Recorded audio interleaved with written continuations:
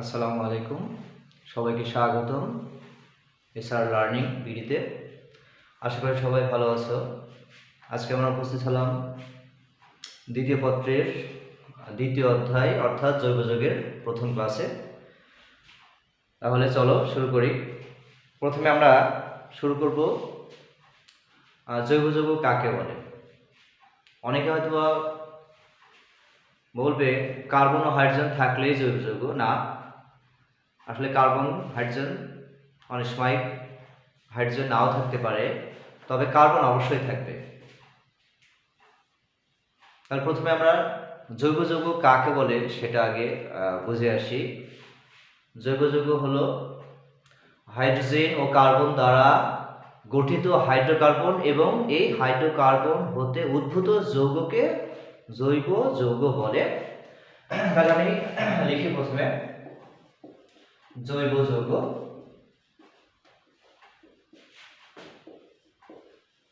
Hydrogen ও carbon দ্বারা গঠিত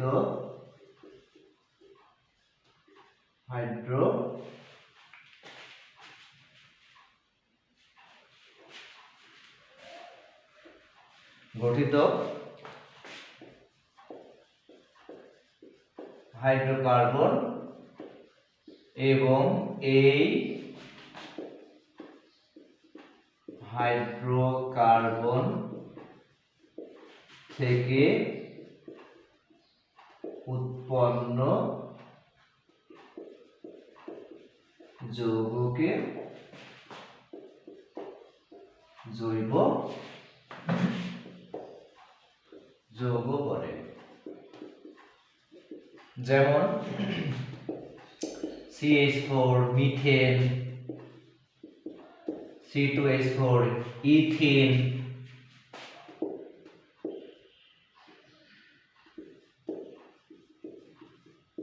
প্রভৃতি। অনেকে বলবে HCl, H2CO3, এখানে তো হাইড্রোজেন কার্বন আছে, তাহলে কিন্তু এটা যদিও হাইড্রোজেন কার্বন আছে কিন্তু এক্ষেত্রে এই দুইটা যৌগ জৈব যৌগ অর্থাৎ হাইড্রোকার্বন থেকে উৎপন্ন না। এই কারণে এই দুইটা যৌগ জৈব যৌগ নয়। তাহলে আমরা বুঝলাম জৈব যৌগ হতে গেলে কি শর্ত। হাইড্রোজেন ও কার্বন দ্বারা গঠিত হাইড্রোকার্বন এবং এই হাইড্রোকার্বন হতে উৎপন্ন বা উদ্ভূত যৌগকে জৈব যৌগ বলে। এর বাইরে কোনো যৌগ জৈব যৌগ হবে না, যদিও সেসব যৌগে হাইড্রোজেন আছে, কার্বন আছে। যেমন আমি দুটো উদাহরণ দেখালাম, এটা কার্বনিক অ্যাসিড, এটা হাইড্রোজেন সায়ানাইড। এই দুটা যৌগের কার্বন ও হাইড্রোজেন থাকা সত্ত্বেও এই দুটা যৌগ জৈব যৌগ নয়, অর্থাৎ এই দুটা যৌগ অজৈব যৌগ। এরপর আমরা আসি এই যে জৈব যৌগের শ্রেণীবিভাগ। শ্রেণীবিভাগ আমি বিস্তারিত আলোচনা করব না, আমি সরাসরি চলে যাব সমগোত্র শ্রেণী এখানে। তবে একটু আলোচনা করি।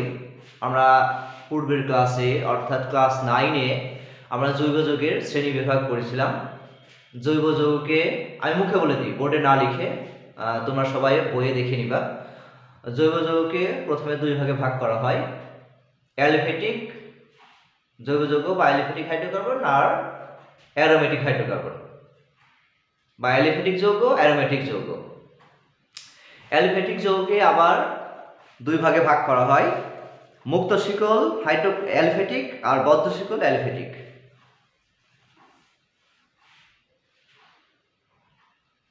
মুক্ত শিকলকে দুই ভাগে ভাগ করা হয়, সম্পৃক্ত অর্থাৎ শুধু অ্যালকেন আর অসম্পৃক্ত অ্যালকিন অ্যালকাইন। আর বদ্ধ শিকলকেও ওইভাবে ভাগ করা যায়, সুষম চাকরিক বদ্ধ শিকল আর বিষম চাকরিক বদ্ধ শিকল। ঠিক অনুরূপভাবে আমরা অ্যারোমেটিক যৌগকে দুই ভাগে ভাগ করতে পারি, যেটা শুধু কার্বন দ্বারা গঠিত সুষম চাকরিক অ্যারোমেটিক যৌগ আর বিষম চাকরিক অ্যারোমেটিক যৌগ। বিষম চাকরিক সুষম চাকরিক আমরা জানি, যেমন বেনজিন, ন্যাপথালিন, এইভাবে তা ফেনল, এভাবে অসংখ্য যৌগ আছে। এইগুলোকে আমরা সুষম চাকরিক অ্যারোমেটিক যৌগ আর বিষম চাকরিক বলতে কার্বন ছাড়াও অন্য কোনো বিষম পরমাণু, যেমন অক্সিজেন আসতে পারে, নাইট্রোজেন, অক্সিজেন। তাহলে এগুলোর উদাহরণ পিরিডিন, থায়োফিন, পাইরোল, এভাবে অনেকগুলো যৌগ আছে। আমরা যখন অ্যারোমেটিক যৌগটা পড়ব তখন এই সুষম চাকরিক অ্যারোমেটিক যৌগ, বিষম চাকরিক অ্যারোমেটিক যৌগ এইটা বিস্তারিত পড়ব। এই পর্যায়ে আমরা তাহলে আমি যৌগের যে শ্রেণী বিভাগ বললাম, এক্ষেত্রে তোমরা এগুলো বইয়ে দেখে নিতে পারবা, এই জন্য আমি এগুলো আর বললাম না, কারণ এগুলো সবাই একটু দেখলেই পারবে। আমরা এরপরে চলে আসি সমগোত্রীয় শ্রেণী।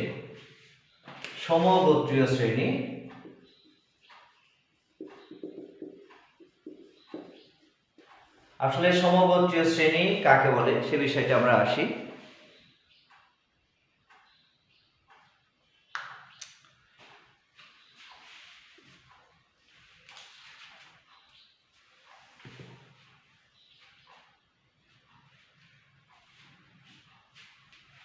সমগোত্র শ্রেণীর সংজ্ঞাটা আমি বোর্ডে না লিখে মুখে বলে দিই।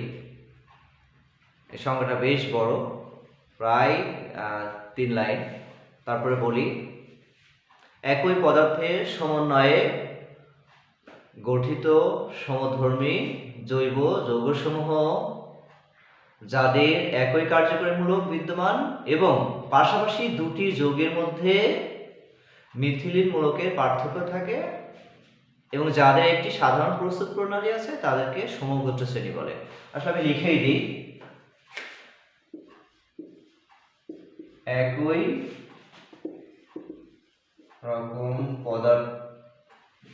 রকম মৌলের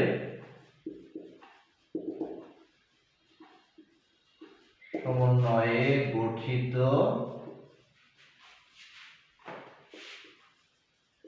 সমধর্মী জৈব যৌগসমূহ যাদের একটি নির্দিষ্ট কার্যকরী মূলক বিদ্যমান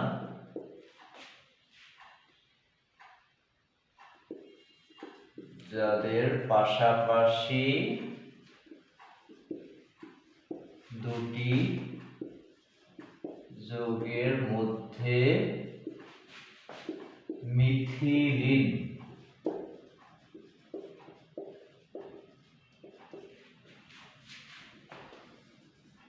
মূলকের পার্থক্য থাকে এবং একটি সাধারণ প্রস্তুত প্রণালীতে প্রস্তুত করা যায় তাদেরকে সমগোত্রীয় শ্রেণী বলে।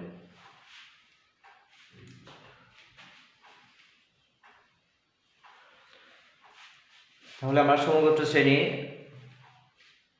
সংজ্ঞাটা বুঝলাম। এখন এই সমগোত্র শ্রেণীর অনেকগুলো বৈশিষ্ট্য আছে।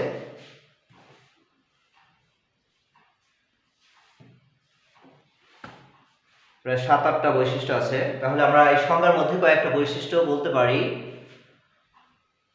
যাদের একটি সাধারণ প্রস্তুত প্রণালী থাকবে, পাশাপাশি দুটি যৌগের মধ্যে মিথিলিন মূলকের পার্থক্য থাকবে এবং সবচেয়ে গুরুত্বপূর্ণ বিষয়, নির্দিষ্ট কার্যকরী মূলক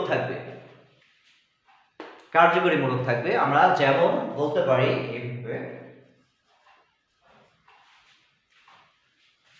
যেমন CnH2n এইটা অ্যালকিন, এই সূত্রের মধ্যে এক্ষেত্রে n = 2 থেকে শুরু, এই সূত্রের মধ্যে যেগুলোই পড়বে সেগুলোই অ্যালকিন শ্রেণীর অন্তর্ভুক্ত হবে। তাহলে আমরা এই যে ক্ষেত্রে বললাম CH2 মিথিলিন মূলকের পার্থক্য থাকবে। যেমন আমরা এখানে যদি উদাহরণ আসি, n = 2 হলে CH2 ডাবল বন্ড CH2, এটা ইথিন। তারপরে n = 3 হলে CH3 CH double bond CH2, এটা প্রোপিন। তাহলে আরেকটা উদাহরণ আসি, CH3 CH2 CH double bond CH2, এটা বিউটিন। তাহলে আমি যে যৌগগুলোর উদাহরণ দিলাম, এক্ষেত্রে 3টা উদাহরণ দিলাম, ইথিন, প্রোপিন, বিউটিন। এই যৌগগুলোর মধ্যে এটার সাথে এই যে এই মূলকটা যোগ করলে এইটা পাওয়া যায়, আবার এইটার সাথে এইটা যোগ করলে এইটা পাওয়া যায়, এবং এই যে যোগগুলো দেখা হয়েছে সবগুলো একটা সাধারণ নিয়মে প্রস্তুত করা যায়। তাহলে আমরা আমাদের এই জায়গা থেকে কোন ধরনের প্রশ্ন আসে? প্রশ্ন আসে, দেখাও যে ইথিন এবং প্রোপিন সমগোত্র শ্রেণী, বা ইথিন ও প্রোপিন পরস্পর সমগোত্র। তাহলে এইটা যখন আমাদের এইভাবে খ নম্বরে কোশ্চেন আসবে, তখন আমাদের এইটা বোঝানোর জন্য প্রথমে সংজ্ঞাটা দিতে হবে। দেওয়ার পর আমাদের এই যে বৈশিষ্ট্য দেওয়া আছে, বৈশিষ্ট্যের মধ্যে থেকে এদের একটা ব্যাখ্যা করতে হবে এইভাবে। যেমন ইথিন এবং প্রোপিন উভয়ই ডাবল বন্ড আছে, অর্থাৎ এক্ষেত্রে কার্যকরীমূলক অ্যালকিনের ডাবল বন্ড যেটা আছে সেটা কার্যকরীমূলক। তারপর এই যৌগটা এবং এই যৌগটা দুইটার মধ্যে মিথিলিন মূলকের পার্থক্য আছে, একই ধরনের মৌলের সমন্বয়ে গঠিত, এবং এই যে ইথিন এবং প্রোপিন একটি সাধারণ নিয়মে এটা প্রস্তুত করা যায়। অর্থাৎ ইথিন আমরা যেভাবে প্রস্তুত করতে পারবো, প্রোপিনও সেভাবে প্রস্তুত করতে পারবো। তাই আমরা বলতে পারি ইথিন ও প্রোপিন পরস্পর সমগোত্রক, বা ইথিন ও প্রোপিন একই সমগোত্রীয় শ্রেণীর অন্তর্গত। ঠিক এইভাবে আমাদের অসংখ্য প্রশ্ন থাকতে পারে খ নম্বরে। এটা না দিয়ে আমাদের এইভাবে বলতে পারে,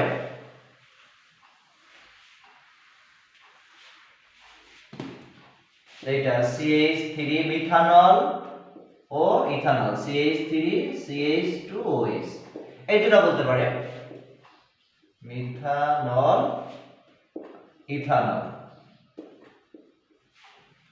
এখন যদি বলে, প্রশ্নে আসে মিথানল ও ইথানল পরস্পর সমগোত্র কেন, তাহলে আমাদের প্রথমে সংজ্ঞা দিতে হবে। দেওয়ার পর বলতে হবে এই উভয় যৌগে একটি নির্দিষ্ট কার্যকরী মূলক আছে OH। তারপরে পাশাপাশি দুটি যৌগের মধ্যে এই CH3OH, এই ক্ষেত্রে দেখো এটার সাথে CH2 যোগ করলে এটা হয়ে যাবে। আর পাশাপাশি দুটি যৌগের মধ্যে এই যে মিথিলিন মূলকের পার্থক্য আছে। আবার মিথানল ও ইথানল একটি একই ধরনের একটি কমন প্রস্তুত প্রণালীতে প্রস্তুত করা যায়, তাই আমরা বলতে পারি মিথানল ও ইথানল পরস্পর সমগোত্রক। তাহলে আমরা এই যে সমগোত্র শ্রেণী এবং বিভিন্ন যে যৌগ আসবে যদি আসে খ নম্বরে, তাহলে আমরা আশা করি সবাই এগুলোর ব্যাখ্যা করতে পারবো। এরপরে আমরা আসি কার্যকরীমূলক। কার্যকরীমূলক কাকে বলে?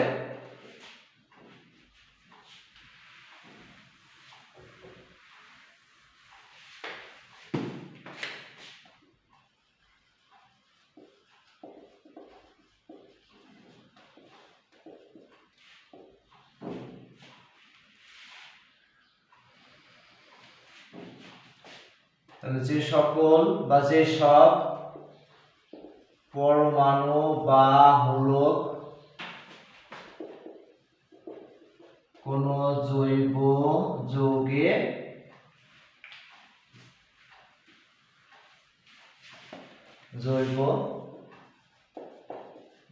উপস্থিত থেকে ওই যৌগের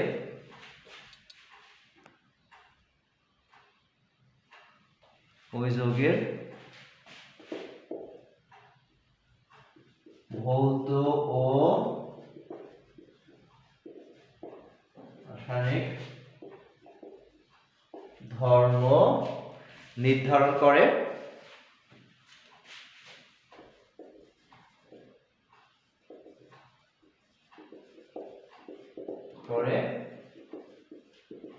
তাদেরকে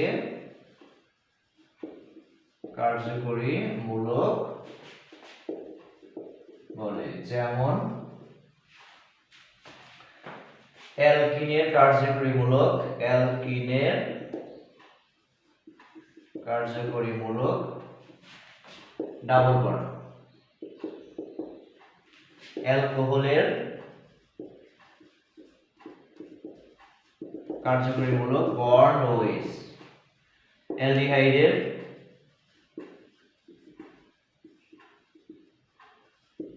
কার্যকরী মূলক বন্ড CHO। এটাকে একটু ভেঙে লিখলে এইভাবে লেখা যায়।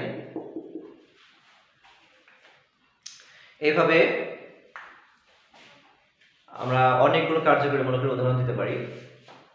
তাহলে আমরা কার্যকরী মূলক বোঝার জন্য আমি বাস্তবে যেমন একটা উদাহরণ দিই, যেটা দেখে ওকে চেনা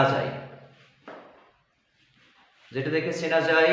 মানে আমরা অনেক সময় কোথাও যদি কখনো কোনো বিল্ডিং এ আগুন ধরে অনেক মানুষ মারা যায়, মাঝে মাঝে দেখি আমাদের গার্মেন্টস বা কোনো বড় বড় কারখানায় যখন আগুন ধরে মারা গেলে অনেকগুলো মানুষ যখন মারা যাওয়ার পর ওদের শুধু যে হাড়টিটা পড়ে থাকে, হাড় খুলি এগুলো পড়ে থাকে।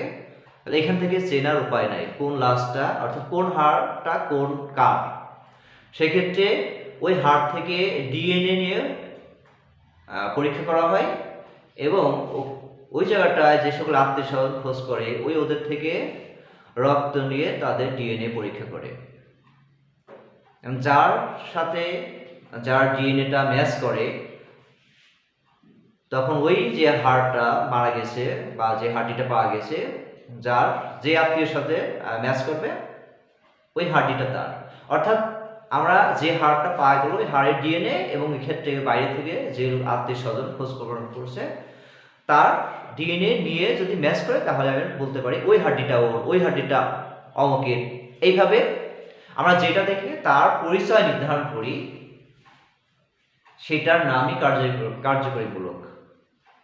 যেমন আমার ডিএনএ, আমার সন্তানের ডিএনএ, আমার বাবার ডিএনএ 100% ঠিক হবে না, কিন্তু 90, 95%, 80% ম্যাচ করে। এইটা দেখেই আমার চেনা যায় আমি, আমার বাবা, আমার সন্তান যেমন বংশ পরিচয় নির্ধারণ করে, ঠিক এক্ষেত্রে আমার এই যে কার্যকরী মূলক আছে এই কার্যকরী মূলক থেকে আমরা কোনটা কোন শ্রেণীর অন্তর্ভুক্ত। যেমন আমরা যদি কোনো যৌগে যদি OH থাকে, অ্যালিফ্যাটিক যৌগে, আমরা চোখ বন্ধ করে বলতে পারি এই যৌগটা অ্যালকোহল। ঠিক ভাবে যদি CHO থাকে, এটা দেখলেই যেহেতু এটা অনেকটা ওই যে ডিএনএ এর মতো, তাহলে এই শ্রেণীর অন্তর্ভুক্ত, তাহলে CHO থাকলে আমরা বলে দিব এটা অ্যালডিহাইড। তাহলে আমরা বুঝলাম। আর এই OH থাকার ফলে এই যৌগটার মেইন যে বৈশিষ্ট্য ভৌত ধর্ম এবং রাসায়নিক ধর্ম এটা নির্ধারণ করবে এটা। তাহলে আমরা কার্যকরী মূলক কাকে বলে সেটা বুঝলাম। এরপরে আমরা চলে আসবো এই যে জৈব যৌগের নামকরণ। তার আগে একটা বিষয় আছে তোমাদের, এই যে কার্যকরী মূলকগুলো আছে তোমাদের বইয়ে অসংখ্য কার্যকরী মূলক দেওয়া আছে, অনেকগুলো কার্যকরী মূলক দেওয়া আছে। সব মিলিয়ে আমি যে বইটা ফলো করি সেই বইটায় 26টা দেওয়া আছে, 26টা কার্যকরী মূলক। তোমাদের এই 26টা পড়া লাগবে না, মোটামুটি 10 থেকে 15টা কার্যকরী মূলক মনে রাখা লাগবে। শুধু মনে রাখলেই হবে না, এখানে কোন কার্যকরী মূলকের অবস্থান কার পরে কোনটা, যেমন এই সিকোয়েন্সটা মনে রাখা লাগবে, অর্থাৎ কোনটা উপরে অবস্থিত কার্যকরী মূলকের আবার একটি সক্রিয়তা সিরিজ দেওয়া আছে, এই সিরিজটা তোমাদের মনে রাখা লাগবে কে উপরে অবস্থিত। যেমন আমি যদি লিখি সবার উপরে কার্যকরী মূলকের যেটা আছে সবার উপরে অবস্থিত এটা,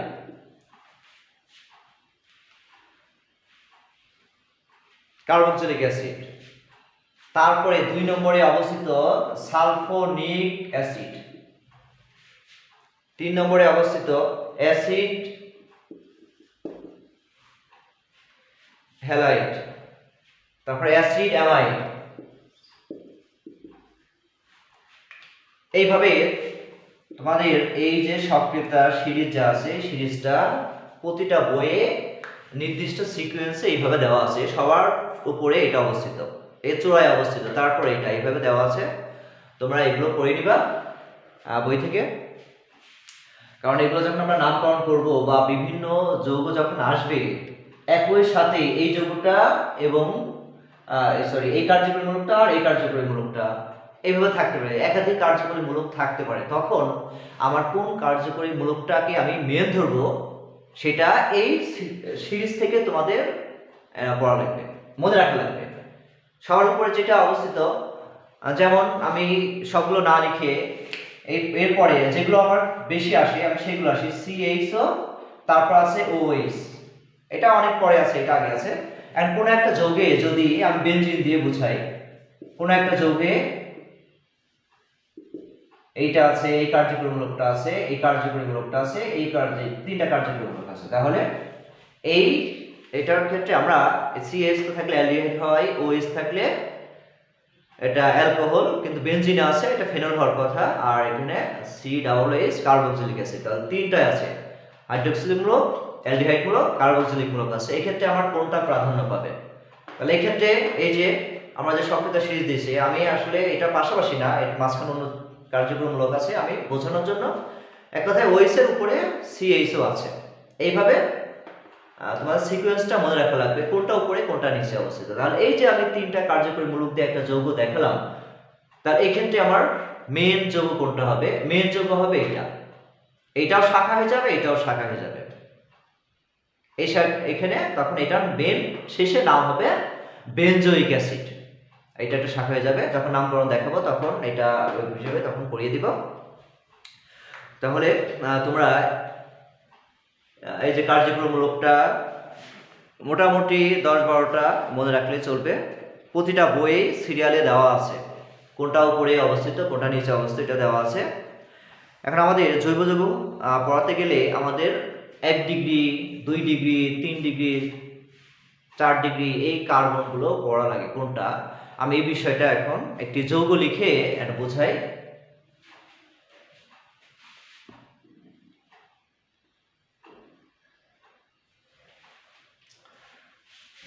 তাহলে জৈব যৌগ যখন দেওয়া থাকে আমাদের এই যৌগে কোন কার্বনের প্রকৃতি কি সেটা নির্ণয় জানার দরকার, কারণ যখন আমরা নামকরণ করব বা বিভিন্ন বিক্রিয়া করব তখন সেটা লাগবে। যেমন আমি একটা জৈব যৌগ লিখছি, একটা হাইড্রোকার্বন, এটা অ্যালকেন লিখছি। এই যে জৈব যৌগ লিখলাম, এই জৈব যৌগ এই কার্বন এই কার্বন এই কার্বনগুলোর প্রকৃতি কি, এই কার্বনগুলোর প্রকৃতি বুঝতে হলে আমাদের মাঝে মাঝে এগুলো লেখাগুলো থাকবে। 1 degree carbon, 2 degree carbon, 3 degree 4 degree এইভাবে থাকবে। 1 ডিগ্রি কার্বন বা প্রাইমারি, 2 ডিগ্রি কার্বন বা সেকেন্ডারি, তারপরে 3 ডিগ্রি কার্বন বা টারশিয়ারি, এরপরে 4 ডিগ্রি কার্বন বা কোয়াটারনারি কার্বন। তাহলে প্রাইমারি বা 1 ডিগ্রি কাকে বলে? এটা একেবারে বিষয়টা একেবারে সোজা। কোন একটি কার্বন তার পাশে যতটি কার্বনের সাথে যুক্ত থাকবে ওই কার্বনটা তত ডিগ্রি। যেমন এক্ষেত্রে আমরা আসি, এই কার্বনটা শুধু এই কার্বনের সাথে যুক্ত আছে, এই কারণে এই কার্বনটাকে 1 ডিগ্রি কার্বন আমি উপরে লিখে দিচ্ছি। এই কার্বনটা যদি আসি, এই কার্বনটা এর সাথে যুক্ত আছে, এই কার্বনটা এর সাথে যুক্ত আছে, এই কার্বনটা এই কার্বনের সাথে যুক্ত আছে, অর্থাৎ এই কার্বনটা 3টা কার্বনের 1 2 3 তিনটার সাথে যুক্ত আছে। এই জন্য এই কার্বনটাকে বলা হয় 3 ডিগ্রি কার্বন বা টারশিয়ারি। এই কার্বনটা এই পাশে একটা, এই পাশে একটা, এই পাশে, অর্থাৎ চারপাশে 4টা কার্বনের সাথে যুক্ত আছে। এই কারণে এই কার্বনকে বলা হয় কোয়াটারনারি বা 4 ডিগ্রি কার্বন। ঠিক ভাবে এইটা একটার সাথে যুক্ত আছে 1 ডিগ্রি, এই একটার সাথে যুক্ত আছে 1 ডিগ্রি, এই কার্বনটা এর সাথে যুক্ত আছে 1 ডিগ্রি। ঠিক ভাবে এটা এই কার্বনটা এই পাশে যুক্ত আছে, এই পাশে যুক্ত আছে, অর্থাৎ এই কার্বনটা দুইটা কার্বনের সাথে যুক্ত আছে, এই জন্য এই কার্বনটা সেকেন্ডারি। একইভাবে এই কার্বনটা একটা কার্বনের সাথে যুক্ত আছে, এই কারণে এটাকে বলা হয় 1 ডিগ্রি কার্বন। তাহলে আমরা বুঝলাম 1 ডিগ্রি, 2 ডিগ্রি, 3 ডিগ্রি এবং 4 ডিগ্রি। আমি আবারও রিপিট করি, যে কার্বন তার প্রতিবেশী যতটি কার্বনের সাথে যুক্ত হবে তার ডিগ্রি তত। এরপরে আমরা এই যে নামকরণের, যৌগ যৌগের নামকরণ করার আগে তোমরা পূর্বের ক্লাসে অর্থাৎ ক্লাস 10-এ 10ম শ্রেণীতে তোমরা যৌগ যৌগ পড়ার সময় কার্বন সংখ্যা একটা থাকলে কি হয়, দুইটা থাকলে, তিনটা থাকলে, এইভাবে কোনটার কি শব্দমূল সেটা শিখে এসছো। আমি আবারও একটু এক্ষেত্রে এই বিষয়টা স্মরণ করে দিই। কার্বন একটা থাকলে, দুইটা থাকলে, জৈব যৌগে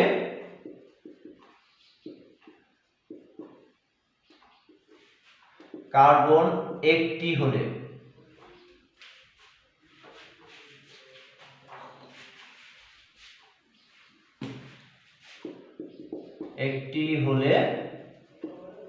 শব্দমূল হবে মিথ। তোমরা 10ম শ্রেণীতে পড়ে এসছো, তারপরও আমি আবারও একটু স্মরণ করে দিই। জৈব যৌগে কার্বন দুটি হলে শব্দমূল হবে ইথ, তিনটি হলে প্রোপ, চারটি হলে বিউট, পাঁচটি হলে পেন্ট। যৌগ যৌগে কার্বন সংখ্যা 6টি হলে হেক্স, 7টি হলে হেপ্ট, 8টি হলে অক্ট, কার্বন 9টি হলে ডেক, কার্বন 10টি হলে 9টি হলে নন, 10টি হলে ডেক। এই বিষয়গুলো যৌগ যৌগে কার্বন কয়টা থাকলে কি হবে এটা অবশ্যই তোমাদের মনে রাখা লাগবে।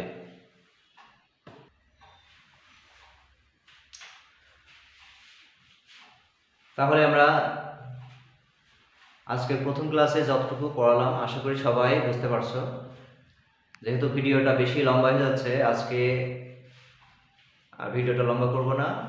পরবর্তী ক্লাসে অর্থাৎ দ্বিতীয় ক্লাসে তোমাদের সাথে দেখা হবে জৈব যৌগের নামকরণ নিয়ে বিস্তারিত। আগামী ক্লাসে আমরা প্রথমেই শুরু করব অ্যালকেন থেকে নামকরণ।